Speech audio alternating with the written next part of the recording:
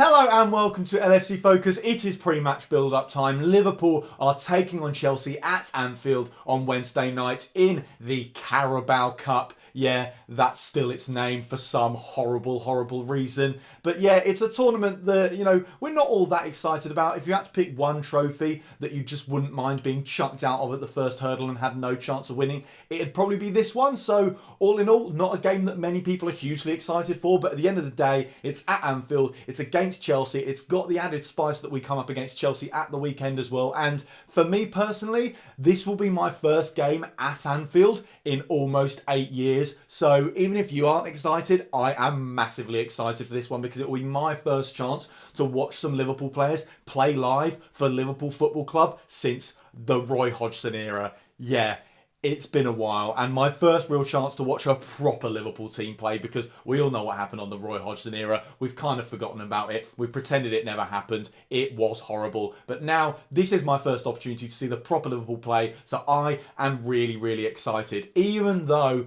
I'm not really expecting to see what you'd necessarily call the first team, because I think it's fair to say we're all expecting changes for this match, but I think the biggest compliment you can play Liverpool at the moment, and certainly their squad, is the fact that if we took every player who started that game, or every outfield player at least that started that game against Southampton, and said none of them will start this game, you're still looking at the team that we could then put out against Chelsea and saying that's actually pretty good. And I will come on to my expected starting 11 later, but as you'll find out, most of them are players who have been first 11 players for Liverpool in the past, who were brought in thinking that they will eventually be playing a big role in the starting 11. So Liverpool have got the strength in depth to compete in these types of competitions, and while I don't think we'll take it too seriously at this stage, and I do think, if we got knocked out, it's not the end of the world. I think really it's about the semi-final stage where you start looking at and thinking, actually, we could win a trophy fairly easily here. For now, in the third round, there's no point thinking about it. It's just about, why not win this game, give a few players who haven't played too much football this season a bit of experience, and just see what happens. So yeah, I'm not hugely bothered about the competition, and I do think we'll play the second string, but simply because this is my first live Liverpool game, I am massively excited for this match. Well, first live Liverpool game for 8 years. So yeah, in terms of actual team news, like I said, expecting changes. There aren't really any huge injuries hanging over the squad. It does sound like Adam Lallana probably won't be available for this game. I don't think he's been in full training or anything like that, which is disappointing because this is the kind of match where you think he would get an awful lot of football. He hasn't really had any sort of looking into the first team squad so far this season, apart from being on the bench in the first few games. I think he came on as a sub in one of them. It might have been Crystal Palace or Brighton or something like that. But I mean, this is the kind of game where he'd get a lot of chances to actually play, which is disappointing for him personally, but it does mean that other players will get a chance on the pitch as well, and I don't think it hugely weakens Liverpool. Aside from that, Dejan Lovren is maybe fit. I mean, it's really difficult to tell because obviously he's been back in full training for about a week and a half now, but there hasn't really been anything coming out of the club to say he's definitely ready. So certainly one to keep an eye on, and it will be interesting whether or not Liverpool start him in this game, because I think if he's not available, then there is a fairly big call to make in terms of who we start at centre-back. So as for how I think we're going to line up with the starting 11, I think you have to go with Alisson Becker in goal. I've seen a few people saying that we should play Mignolet, and just why?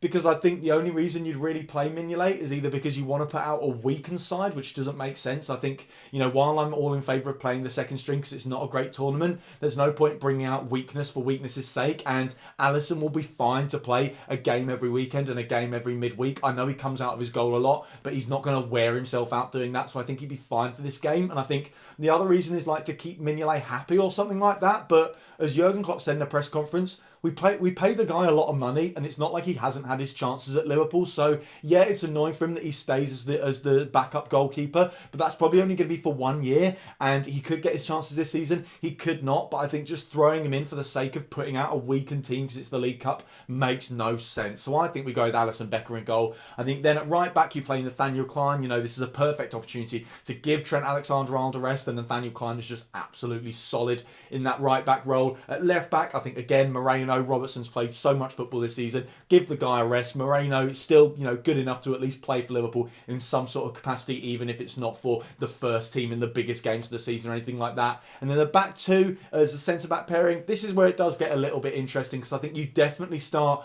Joel Matip, because I can't see him starting at Stamford Bridge at the weekend. But I think who you partner alongside him is probably Lovren if he's fit, and then that's quite an interesting situation because that's essentially the back line that we had a couple years ago. So you can certainly not make any arguments that we're messing around and sort of putting out a defence that isn't going to be organised or anything like that, because all of these guys have played together on a regular basis, so it's got that going for it. But I think if Lovren's not fit, it becomes very interesting what Jurgen Klopp does there, because I think you don't risk Virgil van Dijk after the rib bruising at the weekend. Obviously, we know that it's not a huge injury, it's not going to be a huge problem. He's probably fine for the game against Chelsea, but it was a knock that I think he picked up against PSG and then got aggravated against Southampton. So why make it more difficult for yourself when it is obviously the Carabao Cup and we can just rest him, leave him out, let him have a little bit of a breather and stuff like that. And kind of the same with Joe Gomez, although I think the idea behind Jurgen Klopp's thinking and dropping, well, not dropping, but resting Gomez at the weekend was that if he rests if you rest Gomez at the weekend and Van Dijk in midweek, both of them should be fine for that game against Chelsea next weekend on Saturday. So I think that was the thinking behind that, because I don't think he was banking on the idea that he would have Lovren available. So I think the fact that he then had to bring Gomez on and he's not quite as fresh as you'd really hope he would be does put a little bit of a seed of doubt in his mind. So I think if Lovren's fit, then he plays alongside Matip. If he isn't, then I think it's Gomez alongside Matip. But it would certainly be interesting to see if Jurgen Klopp actually plumps for someone like Nat Phillips, who, as we all know, had a pretty decent pre-season, all things considered. And then moving on to the midfield, and this is where the strength in depth becomes really, incredibly impressive, because I've basically gone with three midfielders that didn't start at the weekend. So I've gone with Fabinho at number 6, Naby Keita ahead of him, and then Milner onside. Obviously, Milner's a slightly difficult one because he still plays 45 minutes at the weekend, and I think he's the kind of player we really need for that game against Chelsea at the weekend. An away game against a really good side, we need someone who's got a lot of energy, a lot of discipline, a lot of experience in big games, and who can really fly into tackles as well. So I think Milner is purpose-built for that game at Stamford Bridge on Saturday. So I'd be wary of starting him, but he just seems so fit and strong that we could probably start him in this game, start him at Stamford Bridge, and then in the next two matches against Napoli and City. And given how well he's been so far this season, I wouldn't be surprised if he's actually not exhausted at all after that. So I think we could see Milner. If not, it's possible we maybe see Henderson in a more advanced role, maybe Gini Wijnaldum in a more advanced role, possibly Shaqiri in a withdrawn role as the midfield number 10, or even Curtis Jones as well. But if I had to put money down on it, I'd probably go with Milner, because I've then gone with Shaqiri as like a false 9, because I was basically thinking if we rest the full front three, you've got a very difficult situation on our hands and potentially a wee bit of a formation change, or at least a tinkering with how we set up. So I think the best thing to do would be to play Shaqiri in the middle, where he can drop deep and also drop down out wide as well, and then have like Solanke and Sturridge as essentially wide forwards, doing the kind of thing that Mane and Salah do, where they play technically on the wings, but they spend most of their time coming inside and getting into the box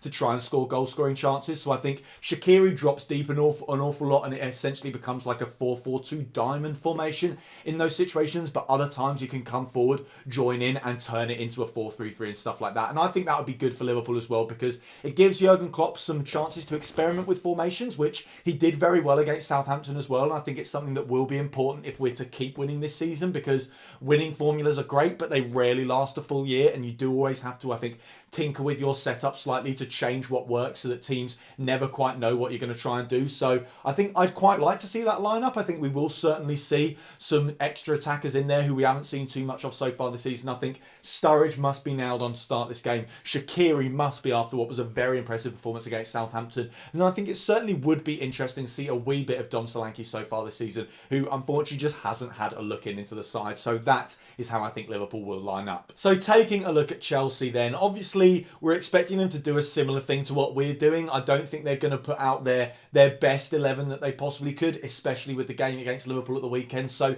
it's kind of hard to tell exactly how Chelsea are going to play, because you can't take analysis from their performances so far. There will of course be plenty of that in the pre-match video for the game against Chelsea at the weekend. But I think what stands out for me is the fact that I don't think they quite have the strength in depth that Liverpool have. I think they do still have good players on the bench. They have a decent second string, but they don't have a second string that you look at and say most of those players players wouldn't look in any way out of place in the starting 11. I look at the kind of midfielders that they might bring in there. Ruben Loftus-Cheek, Ross Barkley. I'm trying to think of forwards. I guess Danny Drinkwater might play a little bit and stuff like that. Gary Cahill will play in the defence. Maybe a bit of Victor Moses. You know, all these players are all right, but they're not the kind of players that you think if you then threw them in at Stamford Bridge at the weekend, you wouldn't bat an eyelid. You would probably look at them and think, why has he put him in there? Because he's nowhere near as good as what they have in the first 11. So I think that's where the game might actually be won for Liverpool, is the fact that our strength in depth is just a lot stronger than theirs. And I also think something that will come into this as well is the fact that there isn't quite